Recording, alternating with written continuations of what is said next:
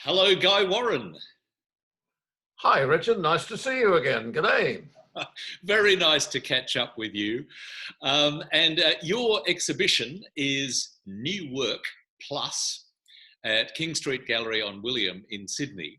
But before we talk about the exhibition, there is something very important that has happened really just in the last week or two, and that is that you have celebrated your 99th birthday.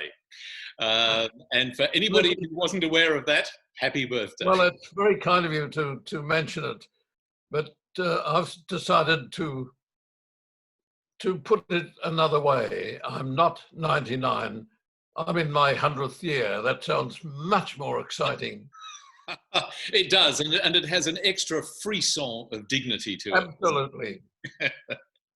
Well, anyway, look, congratulations on entering your 100th year. And I guess you probably, in these times of social isolation, didn't have the chance to celebrate with friends and family quite as much as you would have planned. No, well, it's affected everything. Obviously, it affected my ability to work and where I work and how big I work and what I'm doing. Yes, it's affected everything. Mm. Well, we see you today there in your studio with all sorts of works behind you. And I know from recent conversations that you and I have had that actually you've been working harder than ever during this time of lockdown. How has that been? Well, because of the lockdown, I can no longer go to my larger studio at Leichhardt. I'm forced to work at home. You know, this is a fairly small studio. So inevitably, of course, one has to restrict what one can do in relation to that. So I'm working on smaller works and doing a lot of drawing. So all the works that are on the wall are things that I've done in the last few weeks. And yes, I've been grateful for the time. I'm in the studio every day. It's marvelous. It is marvelous to hear.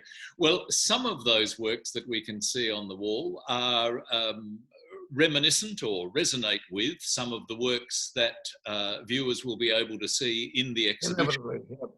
And just a reminder to the viewer that the idea with these interviews is to be able to go to the gallery website to find the exhibition, look at the exhibition images of the work, and then perhaps ideally listen to and watch this conversation at the same time.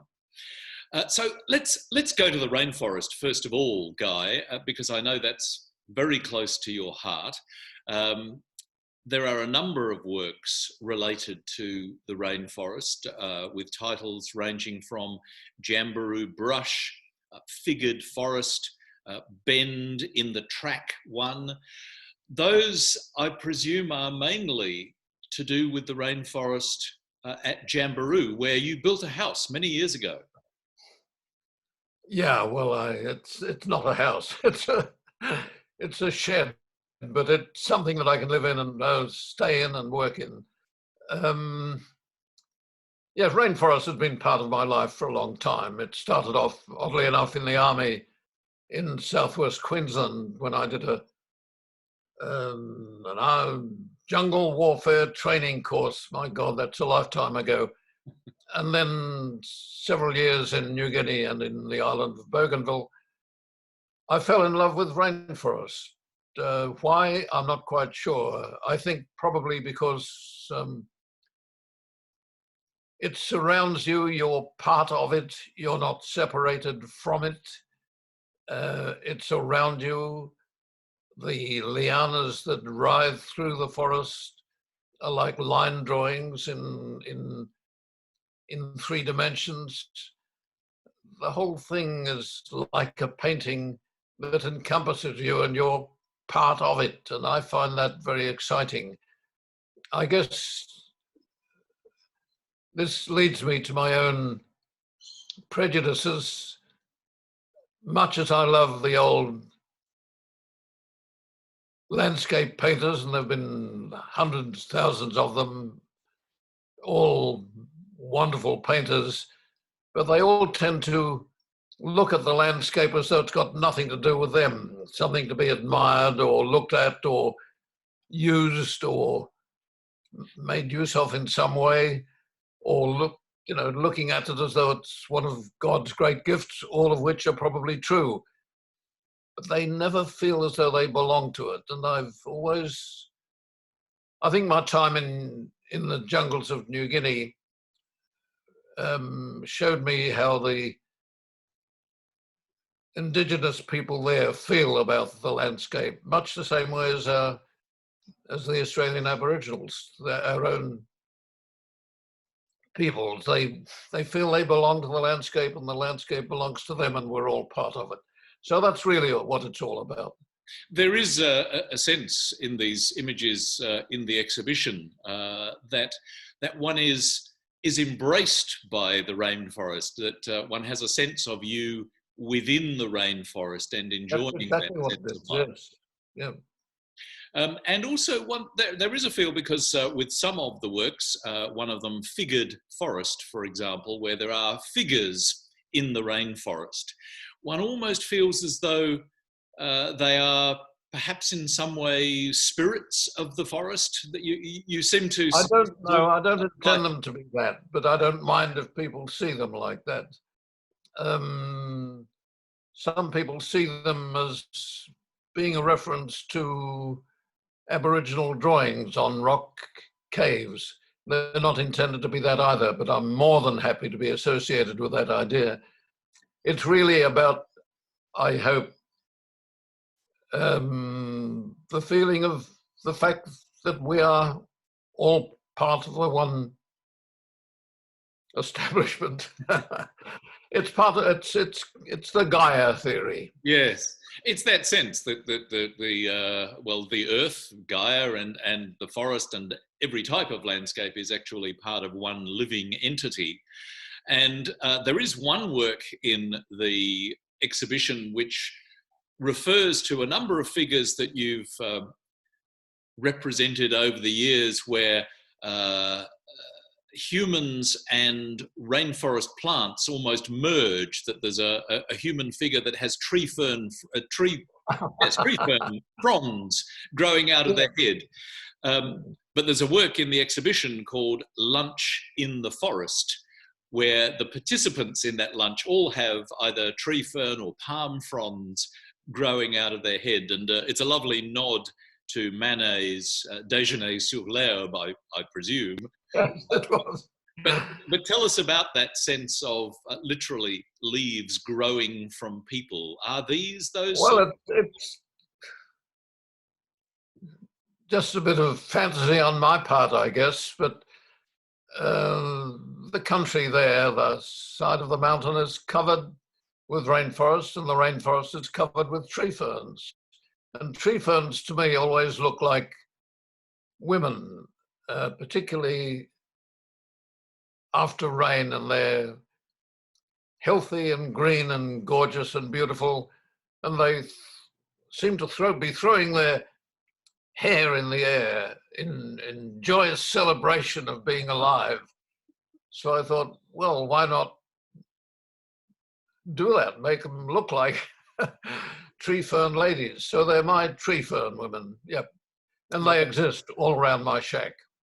They are a wonderfully ebullient form of plant growth, so very lovely to see. Something else with which you have a very strong sense of relationship and indeed a very long history is the Shoalhaven River, down near Nowra in the Shoalhaven area of New South Wales. We see a number of works in this exhibition to do with the Shoalhaven River series, going back in fact to 2007. The Shoalhaven River was something which, even as a youth, you had huge adventures on. Tell us about that. Yes, it all started in 1948, if one can remember back that far. I'm afraid not, no. I certainly can. I was probably about 17, I guess. And my brother and I and two other young guys put canoes in the river somewhere up near Goulburn, near Braidwood, I think it was, and decided to take pedal down the river all the way to the mouth of the river at Nowra. In those days, there was no open, freely running, beautiful, clear. We had most wonderful times and beautiful water all the way, clean water.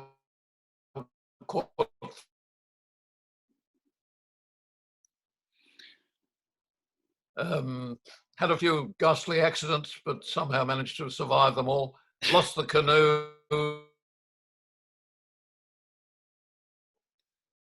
It was one of those boys' own adventure stories. At 17, it's the sort of images that you remember all your life. And yeah, I keep on drawing it. One keeps referring to those significant images which were important at various stages of one's life.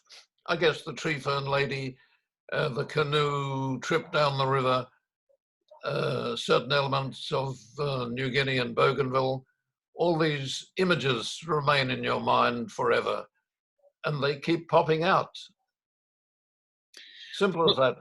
It is lovely to see, and in a number of those Shoalhaven images in the exhibition, we can actually see figures in a canoe, which I presume are a reference back to that very important trip that you made. I should just mention to the viewer that unfortunately, the connection between us broke up a couple of times during your answer there. We got most of that answer, and hopefully that won't happen too much as we go on, but let's keep fingers crossed technology will be on our side.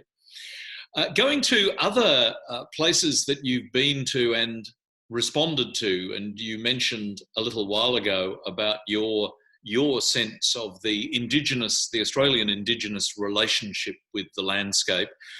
That is visible or apparent in some of the Central Australian works that are also in this exhibition from around 2019.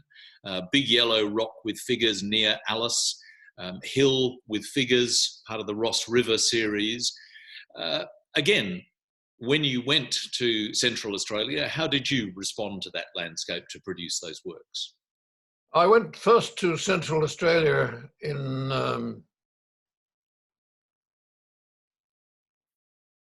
that was 1948. One loses track of times, I find, at 99. When we went down the river, when we went down Shoalhaven, it must have been much, much earlier than the 1948 figure I gave you. It was much, much earlier than that. It must have been in the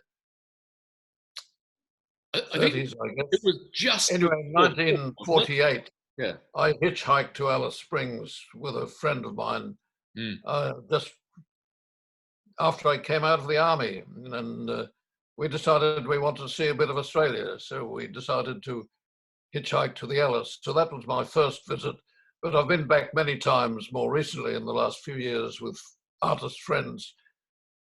And Alice and the country around Alice is full of myths and images and ghosts, if you like, memories, real or imagined, it doesn't matter. It's full of stories, obviously, for some people. For myself, I can imagine them or feel them. It's a country that calls to be recorded is the wrong word, to be responded to. I don't like recording for its own sake. I see no point in merely recording. I'd rather find some way of responding emotionally, spiritually. No, that all sounds a bit pompous, doesn't it? Well, look, occasionally I draw the landscape as it is, but I prefer to play with the landscape and let it tell me what it wants me to do. It's a bit like a painting. A painting tells you what it needs. You don't impose yourself on the painting. It's a conversation you have with it, Mm. and it tells you what to do, and one has to respond. It's That interesting. makes sense. Yes, absolutely, it makes sense. It's interesting. There are a couple of works in the exhibition, which I'm presuming are from quite a while ago, um, which are drawings or works about the Andes. I'm not sure if you Yeah. recall those, and they do seem to be more of a literal or more traditional record keeping of a landscape. Do you recall that reaction to the Andes when you were Yes, I do indeed. I think a few years ago, I went to stay with a friend in Ecuador, and my son came with me, and I knew the Andes were there. One can't avoid them. One knows they've always been there. But I hadn't realized they were so damn big. They are huge. I mean, here in Australia, all our mountains have been worn down over the millennia.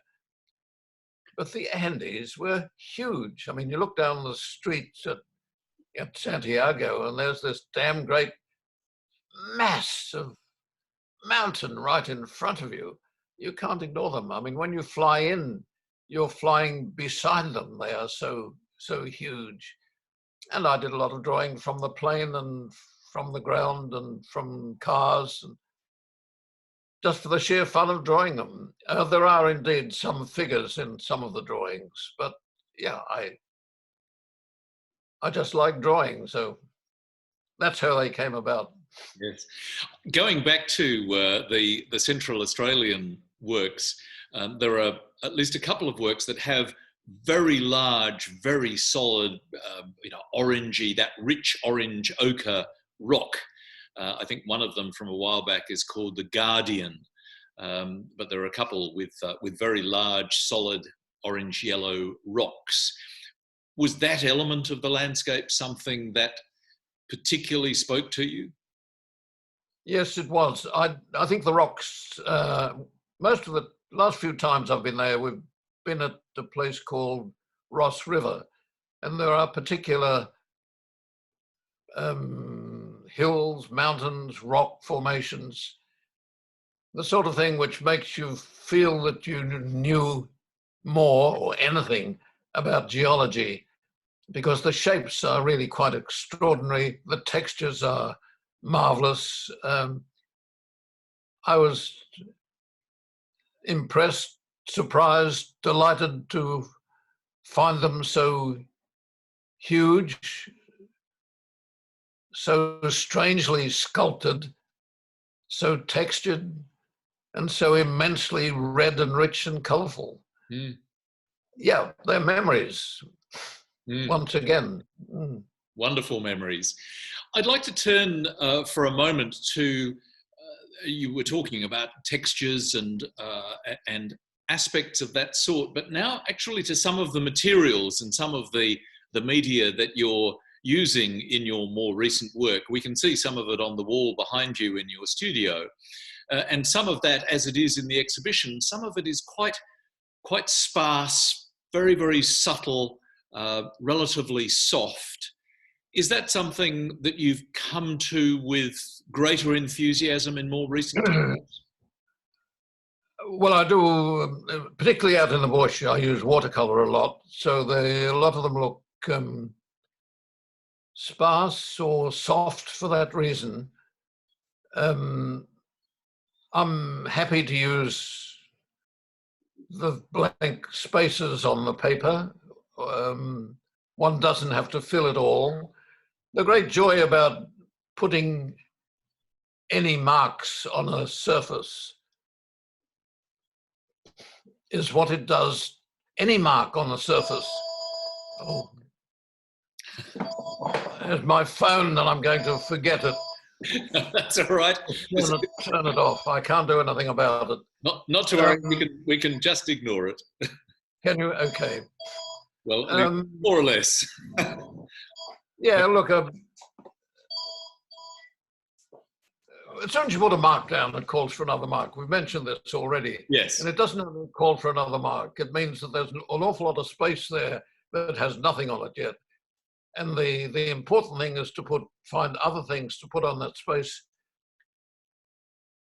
which maintains the vitality of that space, which still retains and makes an emphasis on the energy of that space, not just space. It's about energy. It's like